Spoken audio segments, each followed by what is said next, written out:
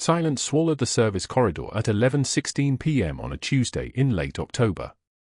The fluorescent lights hummed their dying song above the marble hallway, casting everything in that sickly white glow that made the world look like a photograph no one wanted to keep. Nora Harper stood frozen 3 feet from the garbage bin, her left eye swollen completely shut, handprint bruises wrapped around her throat like a collar of shame, holding half a sandwich she had pulled from the kitchen waste. Aleandro Bianchi emerged from his study in shirt sleeves, his tie loosened, his dark eyes carrying the weight of a meeting about the $85,000 shipment problem he had exactly 7 days to solve. 6'2", broad-shouldered, moving with the kind of controlled deliberation that came from spending 15 years making sure every step meant something. His lieutenants Bruno and Pietro followed 2 paces behind, their hands drifting toward weapons until one raised finger from their boss froze them like statues. For 8 months, Nora had been invisible in this mansion. Just another black and white uniform gliding through marble hallways at dawn and dusk, cleaning spaces the family inhabited, present but unseen, like a ghost with a paycheck. But now he saw her. Truly saw her. The trembling in her hands. The rotting sandwich she held like it was survival itself. The shame burning in her one visible eye. "How long?" Aleandro asked, his voice deep and solid like an oath. "Have you been this hungry?" She flinched. The sandwich slipped from her fingers and hit the floor with a wet sound that echoed off marble. Her mouth opened. Closed. Opened again, and words spilled out like they had been clawing at her throat for months, waiting for permission to escape. "I'm sorry. I'm sorry, I'll throw it away. Please don't tell Mr. Bianchi I was eating from the trash. Please. I need this job. I need," her voice fractured. "I need the money." But he was already looking at Bruno, already reading the shock written across his lieutenant's face. In 15 years of working for Aleandro Bianchi, Bruno had never seen him stand this close to anyone outside his inner circle. Never seen him lower his gaze to match someone else's eye level. Never seen him do what he did next. He reached out, slowly, giving her time to pull away, and gently took her jaw in his hand, tilting her face toward the light to examine her injuries. His thumb brushed against the bruising around her throat. The contact was clinical, respectful, but it made her breath catch because no one had touched her with care in so long she had almost forgotten what it felt like. "Who did this?" His question was quiet, which made it infinitely more dangerous. "My manager. At the last restaurant shift." He wanted, she swallowed hard, and the movement made her wince. "I said no. So he took me to the walk-in freezer and..." She didn't need to finish. Aleandro's entire body went still in a way that made both Bruno and Pietro step back instinctively. This was the stillness that preceded devastation. This was the silence before everything changed. He released her face and turned to his men with an expression that looked like something carved from ice. "Find out everything about her manager. Everything. And find out how long Victoria Ashford has been running this operation at her hotel restaurant. I want names, dates, amounts stolen from the staff, and records of every girl who quit without notice. I want to know all of it before the sun comes up." "Done," Bruno said. He was already moving toward the door, Pietro close behind him, both men moving like men who understood that their boss had just witnessed something that would reshape the balance of power in this house. Nora stood alone in the corridor with him now, trembling, her single visible eye locked on his face trying to understand what had just happened. She had worked in this mansion long enough to know that Aleandro Bianchi was not a man who made empty gestures. He did not waste attention on people who didn't matter. And he certainly did not turn his focus on someone like her unless he intended something. "What is your name?" he asked. "Nora. Nora Harper." Her voice was barely a whisper now, the defiance from her apology completely gone. "How old are you, Nora?" 27. She paused. "But I look older. Everyone says so." He didn't deny it. The poverty had worn her face smooth and hard at the same time, like water running over stone for too many years. Her dark hair was pulled back in a way that showed the premature lines at her temples, the sharp angles of her cheekbones, the hollow beneath her eyes that came from not eating enough and sleeping too little. "Why are you still standing?" he asked. She blinked at him like the question didn't make sense, and that was when he realized she had forgotten what it felt like to be offered a place to sit. "Come," he said, moving toward the kitchen. "When was the last time you ate something that wasn't garbage?" The word hung in the air between them. Garbage. Not a judgment. Just a fact he was stating so they could both acknowledge what had happened and move past it. Nora followed him because there was nowhere else to go. Because she had nowhere else to be at midnight on a Tuesday except in this mansion cleaning other people's spaces. Because the cold of the service corridor had already worked its way into her bones and the kitchen ahead looked warm, and warmth was something she couldn't afford to refuse anymore. The kitchen was enormous, all stainless steel and marble countertops and appliances that cost more money than she had earned in her entire life. Aleandro moved through it with the ease of someone who knew exactly where everything belonged, pulling out a wooden cutting board, a block of aged cheese, fresh bread from a basket covered with linen, prosciutto that had probably cost more than the $78 currently sitting in her checking account.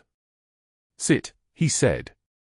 She sat at the kitchen island, and he placed the food in front of her without ceremony or fanfare. Then he poured water into a glass and set that down too. He watched her for a moment, and she couldn't look at him, couldn't meet his eyes, because looking at him meant acknowledging that something had shifted in this house. "Eat," he said. This time she didn't hesitate. But what she did not know, what none of them knew, was that across the city in a restaurant kitchen that still smelled of his sweat and rage, Douglas Hale was pouring whiskey into a glass and checking his phone to make sure no one had heard Nora's story. What she didn't know was that Victoria Ashford, the elegant woman who owned the hotel that employed him, was already making calls to make sure if Nora Harper tried to find work in Seattle again, every single door would close in her face. What she didn't know was that her life had just entered a collision course with forces she couldn't yet comprehend. And what Aleandro didn't know was that the woman sitting in his kitchen, trembling while she ate, carried in her grandmother's recipe book still hidden in her apartment, a secret that would become the key to everything. The sound of the refrigerator humming filled the silence, steady and relentless as a heartbeat. Outside, the October wind tore through the streets of Seattle like a blade wrapped in ice, carrying the kind of cold that reminded everyone that some nights were meant to change everything. 8 months earlier, in the grey light of a Seattle February morning, Nora Harper stood outside the wrought iron gates of the Bianchi mansion with $78 in her pocket and her grandmother's recipe book tucked beneath her arm like a prayer no one had answered yet. The $78 represented everything. Rent for 1 more week if she was careful. Food for maybe 10 days if she stopped eating lunch. The rest was mathematics of survival, and she had been doing this mathematics for so long that the numbers no longer felt like numbers, they felt like the walls closing in. The mansion rose behind the gates like something from a fever dream, all pale stone and arched windows and manicured gardens that probably cost more to maintain in a month than she earned in a year. Marble columns. Shutters the color of old money. A driveway that curved like a question mark nobody wanted to answer. She had gotten the job through an agency, one of 12 housekeeping staff hired to maintain the 47-room estate, and the woman processing her paperwork, Victoria Ashford herself, had looked at her with the kind of smile that never reached her eyes. Thin. Practiced. The smile of someone who owned buildings and people and time. The gates opened automatically.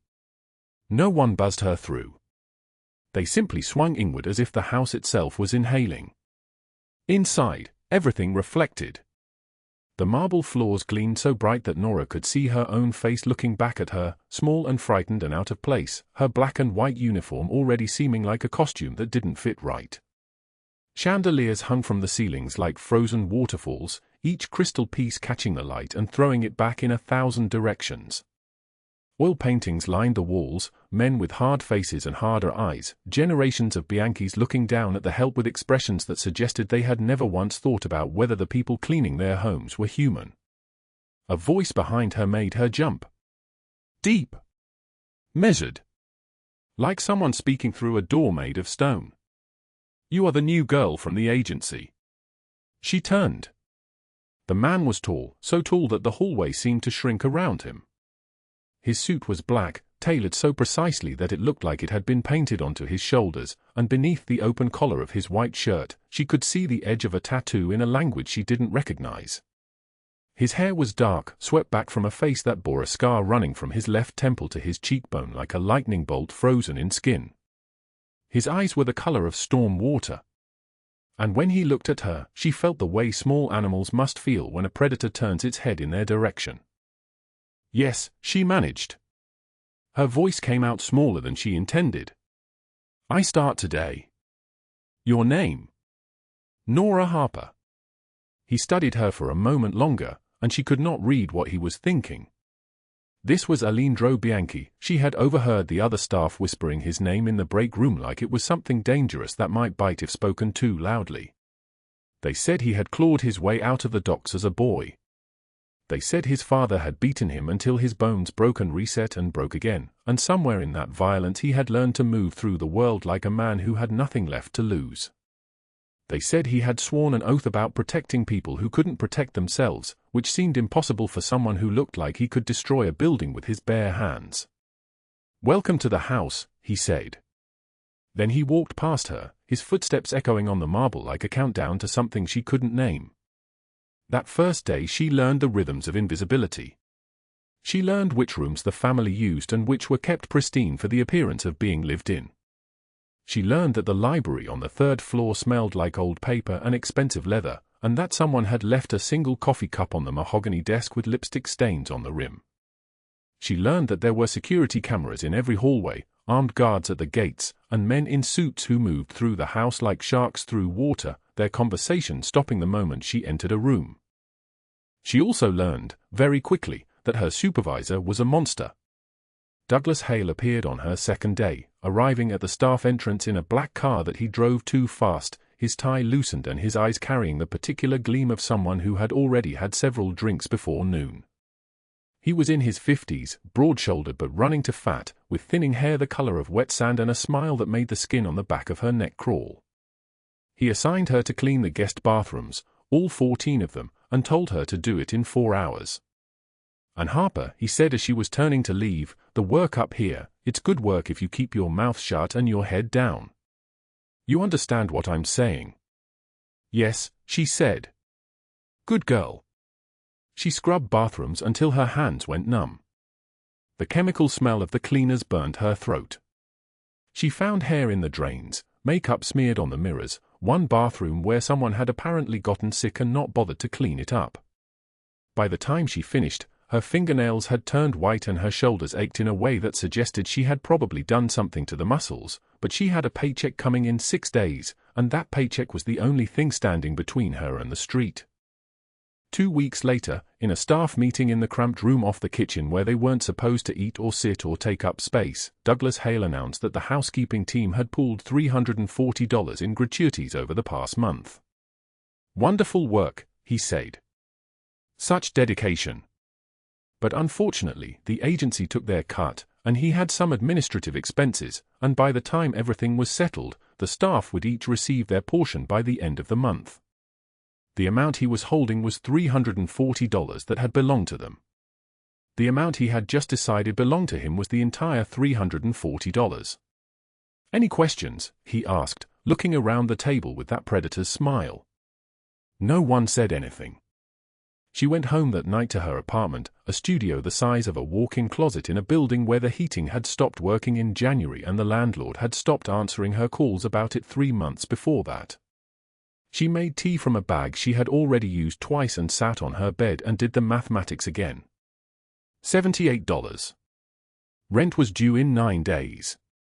The eviction notice was somewhere on the counter, under a stack of papers she hadn't had the courage to look at in over a week. It said $8,500 by the end of the month or she was out. $8,500. She earned $11 an hour. Even if she worked every single hour of every single day, she would not earn that in a year.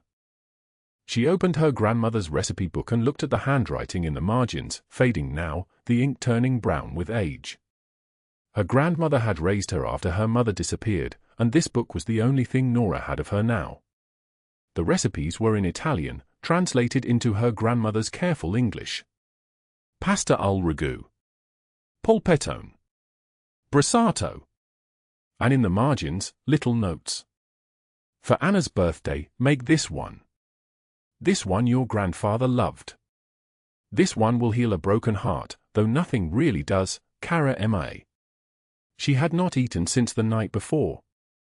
She made bread from flour and water and a little salt, let it rise in the oven with the light on because the apartment was too cold for anything to rise anywhere else. While she waited, she went through the cupboards. A can of beans from a donation pantry. Some pasta. Rice. She could make it to next week. Maybe the week after. But the $8,500 might as well have been $85 million. At the mansion the next morning, Douglas Hale caught her in the supply closet. She had been reaching for extra trash bags, and he had come in behind her without warning, and suddenly the space had become very small. His breath smelled like whiskey and something rotten underneath.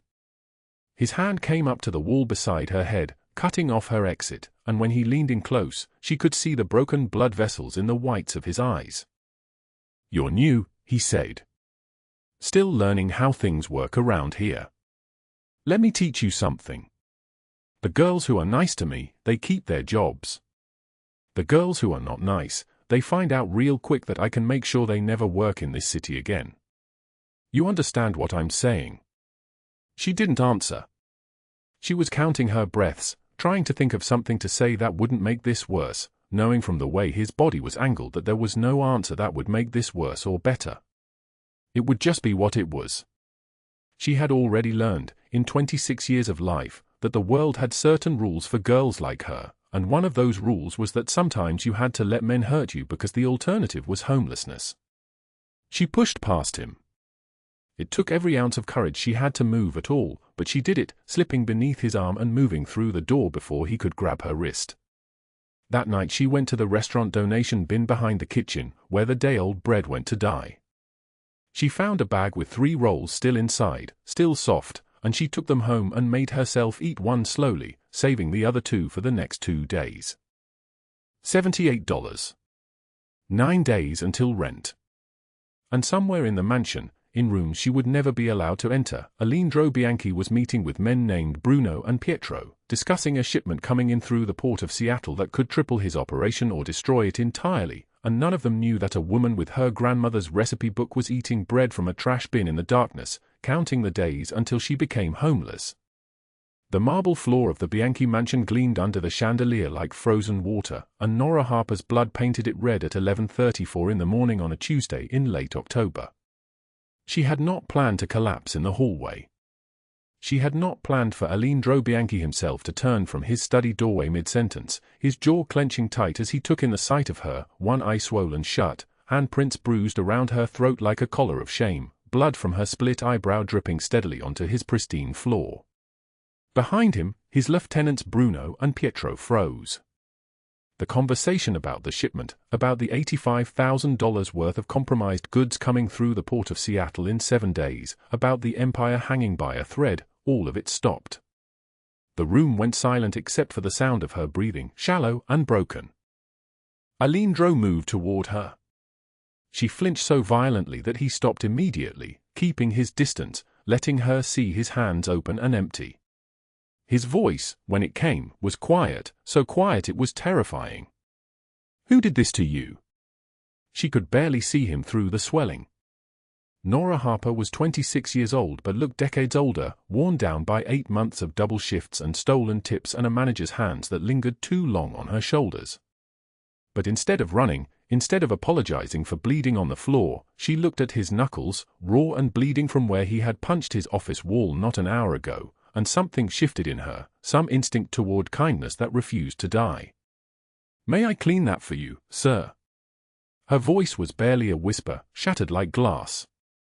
The men behind him exchanged a look neither would see again in 15 years working for Aleandro Bianchi. They had watched him order executions with less emotion than this moment carried. They had seen him negotiate with federal prosecutors without flinching. But this, a bleeding woman asking permission to help him, froze him in place. He guided her into his study with a gentleness that made his men's skin go cold. The room smelled like expensive leather and old money and something darker underneath, the weight of decisions that could not be unmade. Nora sank into the chair across from his mahogany desk, the same chair that had held senators and city council members and men with guns they were afraid to use. Aleandro knelt in front of her so their eyes were level. Not sitting. Kneeling. His tailored black suit worth more than everything she owned, bending in the same way a father bends toward a hurt child. "Your name," he said. "Nora Harper, sir." "How long have you worked in my house, Nora?" 8 months. "I'm sorry for bleeding on your floor. I'll clean it, I just needed," her voice cracked.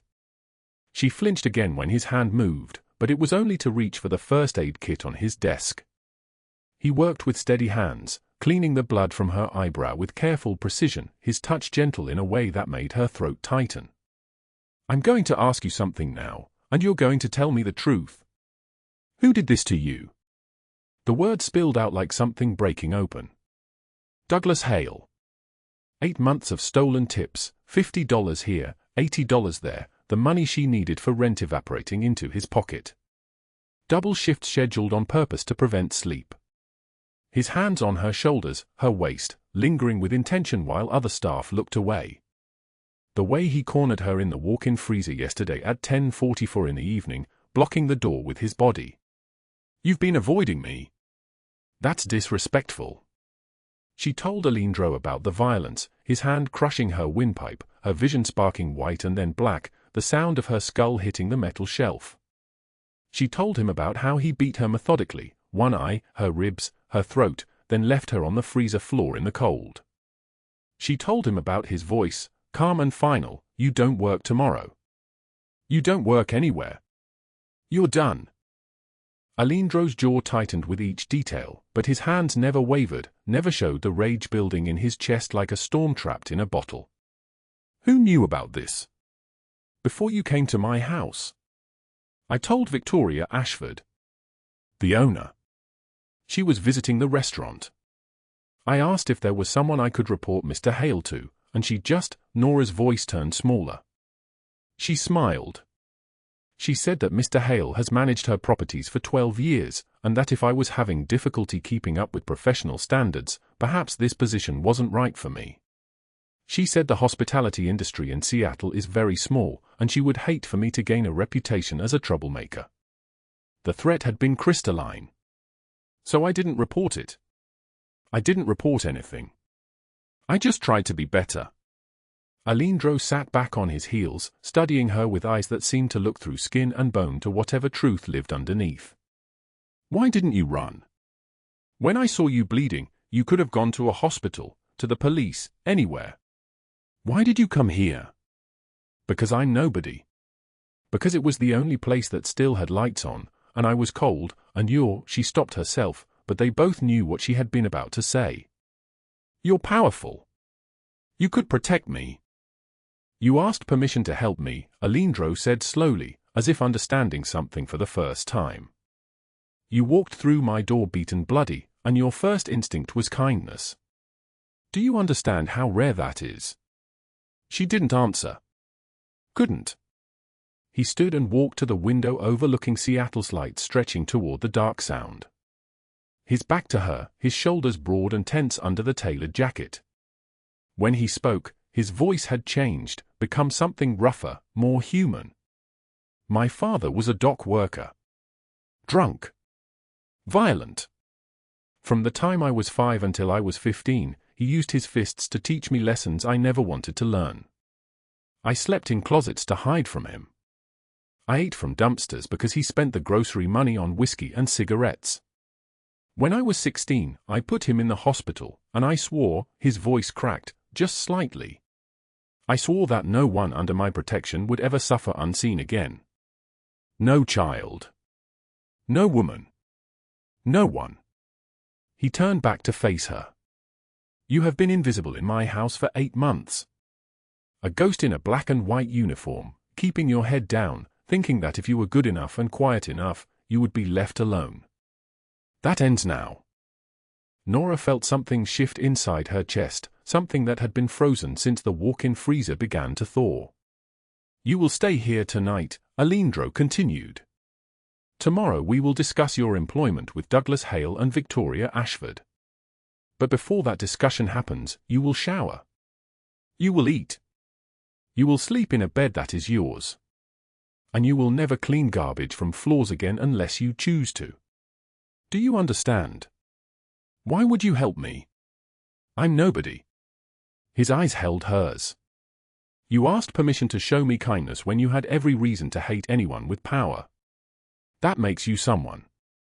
Meanwhile, 3 blocks away in his restaurant office, Douglas Hale poured himself a glass of whiskey from a bottle bought with stolen tips.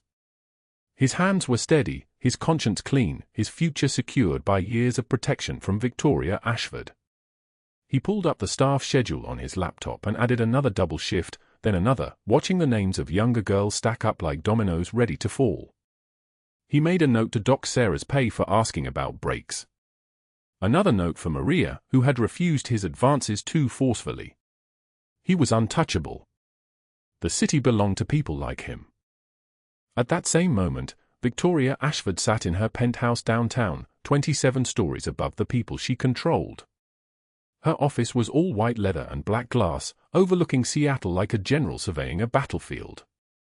An original painting hung on the wall, Rothko, worth $500,000, and her portfolio on the tablet in her hand showed $47 million in assets built on the backs of workers like Nora Harper. Her assistant knocked, entered with careful steps.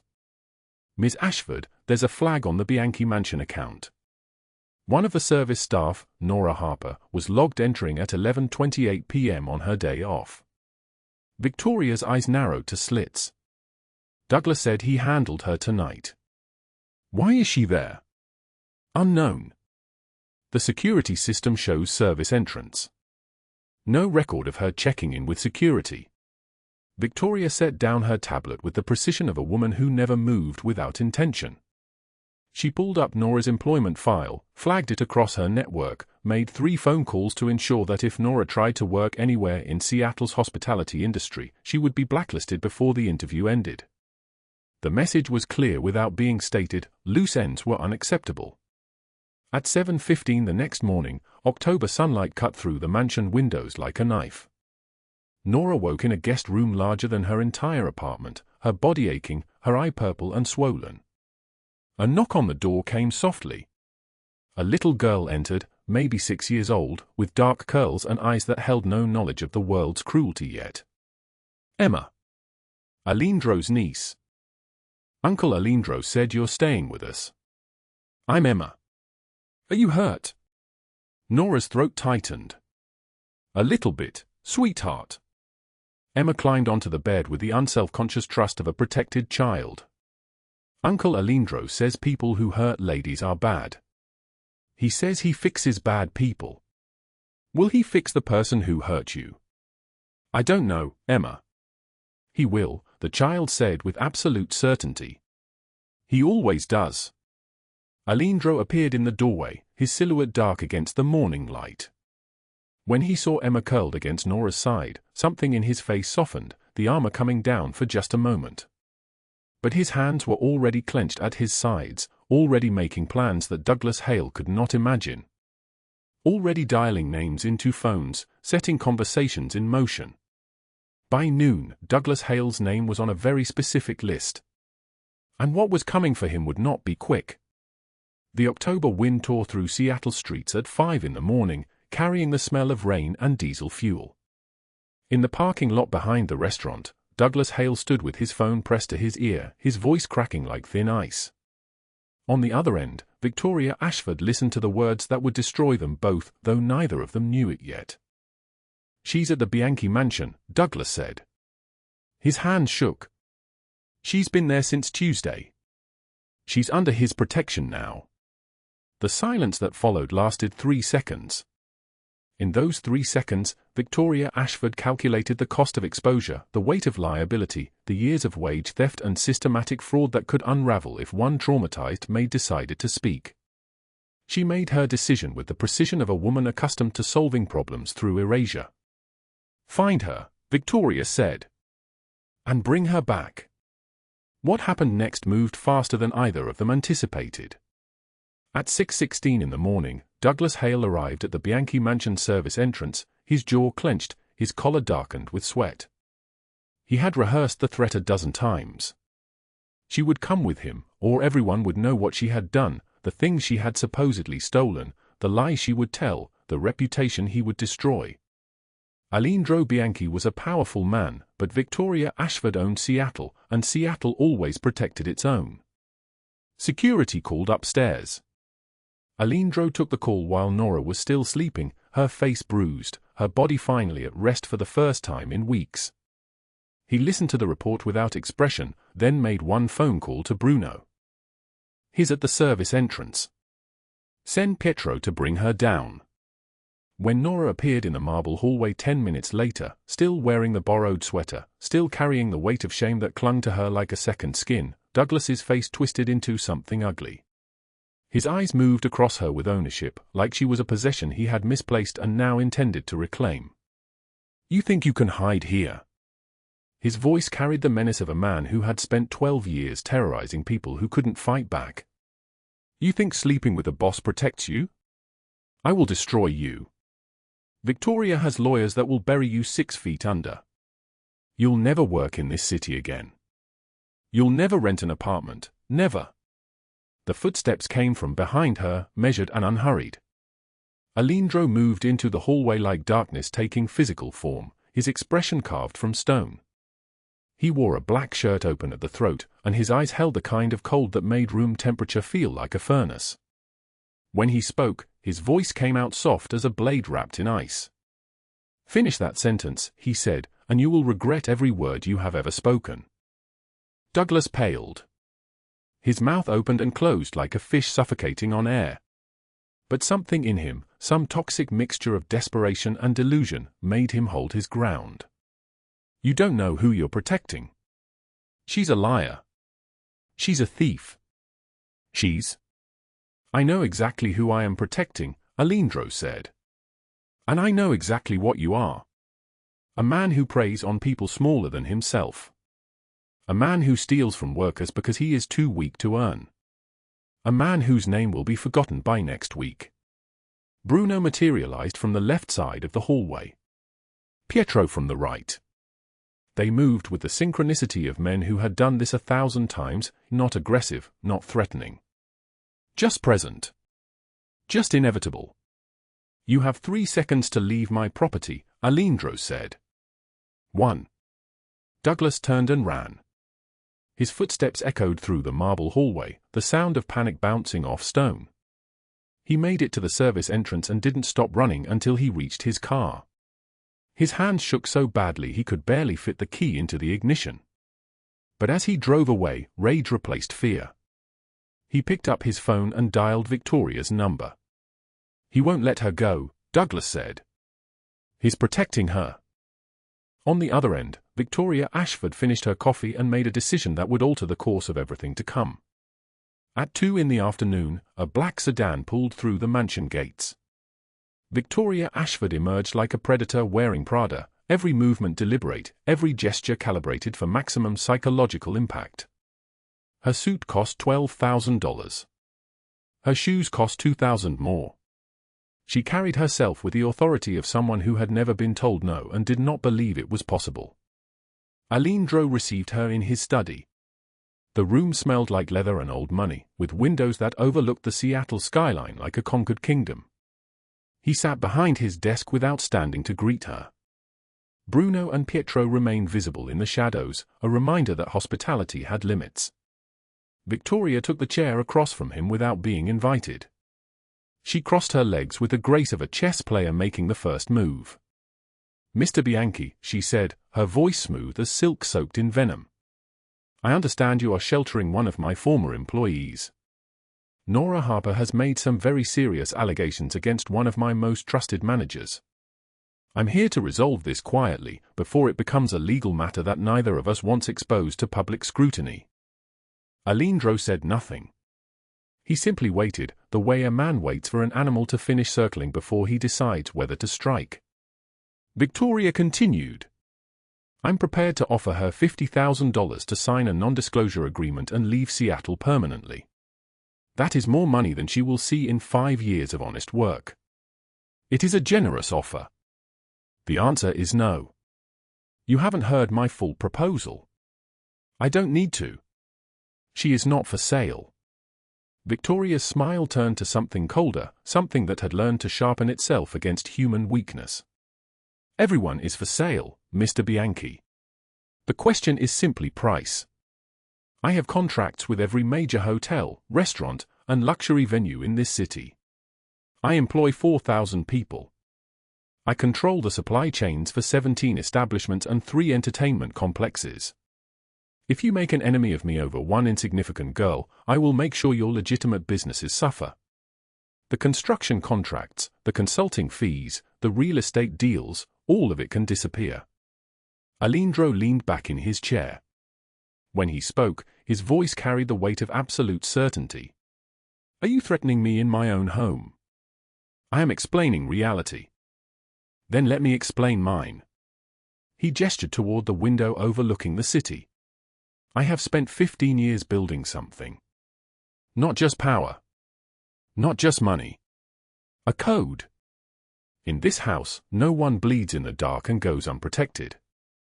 That is not negotiable. That is not for sale. And that is not something you can take from me. Victoria stood. Her jaw tightened, but her voice remained controlled. You have 48 hours to reconsider. After that, I will assume we are adversaries, and I will act accordingly. She walked out without waiting for a response. The echo of her heels on marble lingered long after she disappeared.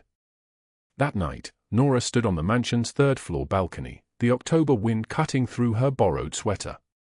Seattle sprawled below her like scattered jewels, beautiful and unreachable.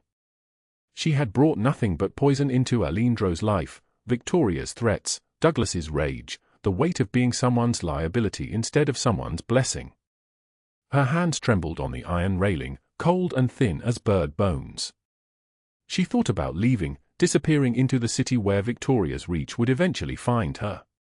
She thought about the ease of surrender, of simply stopping, of letting the cold take her down into oblivion where she could finally stop hurting people who tried to help her. But through the window behind her, she saw Emma asleep on the study couch, curled beneath a cashmere blanket that cost more than Nora's entire apartment. And beside Emma, Aleandro worked at his desk, his expression weary but absolutely determined. No anger. No regret. Just the look of a man who had made a choice and would not unmake it. She closed her eyes and heard her grandmother's voice, the one that lived in the margins of that old recipe book. The world will tell you you're nothing, baby girl. Don't you believe it? Not for 1 second. Maybe being someone who could reach out, even broken, was enough. At 5:44 in the morning on the 4th day, Aleandro made one phone call. The FBI agent on the other end listened to everything. The wage theft spanning 12 years. The forged time cards. The systematic fraud reaching into 17 years of Victoria Ashford's operations. The spreadsheets that Douglas Hale had stupidly kept, detailed records of every theft, every falsified record, every worker cheated out of money they had earned. Aleandro had spent 3 days gathering evidence. He had contacted former employees, collected medical records documenting injuries from which Douglas had stolen tips to pay for treatment. He had built something that could not be threatened or negotiated or bought away. At 6:15 in the morning, federal agents began their review. At 6:30, 12 black SUVs rolled through Seattle streets like a coordinated strike, moving with the precision of men executing a plan that had been perfected through 1,000 previous operations.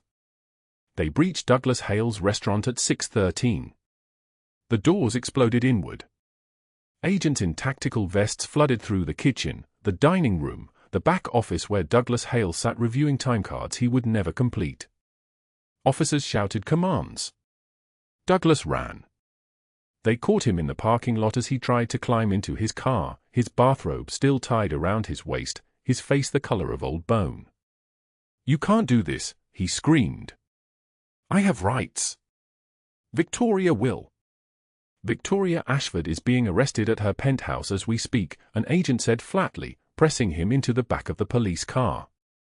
The news cameras arrived within minutes. Every local channel, every morning show, every platform streaming live feeds of the man who had terrorized service staff being led away in handcuffs. Douglas collapsed in the parking lot, trembling like a wounded animal, his voice breaking into sobs that nobody stopped to listen to. "Please," he begged. "Please, I didn't know. I was just following orders. Victoria made me." No one listened. At his arraignment that same afternoon, the charges were read in a voice that carried the weight of finality: 247 counts of wage theft, 83 counts of tax evasion, 41 counts of fraud.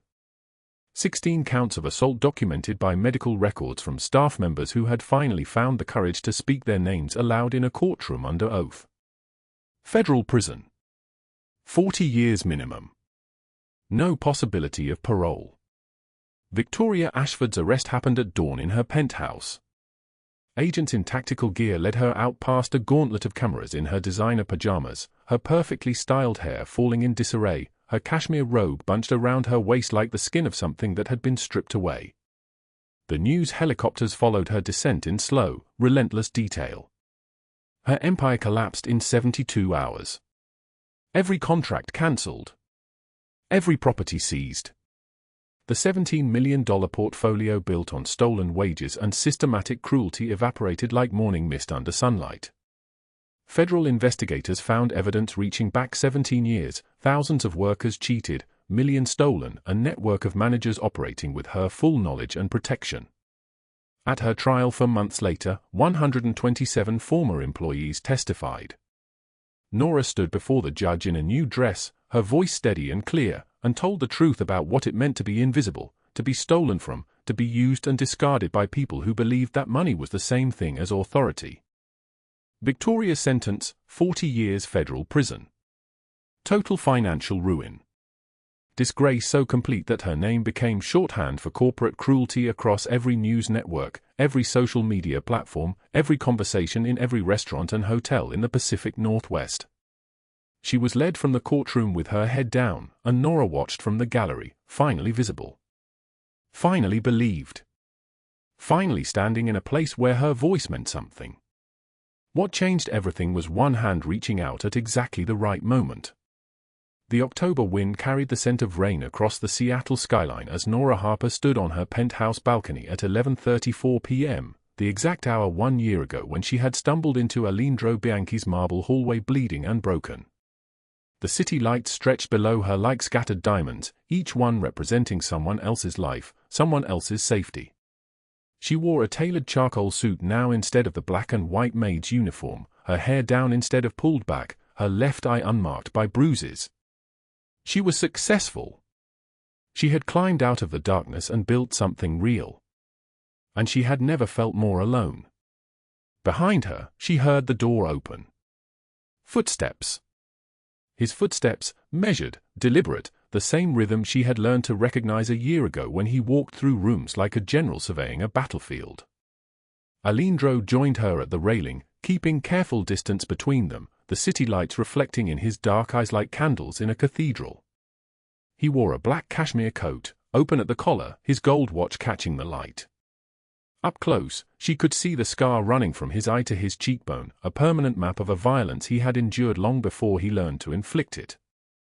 "You're successful now," he said quietly. "Everything I hoped for you. Because of you."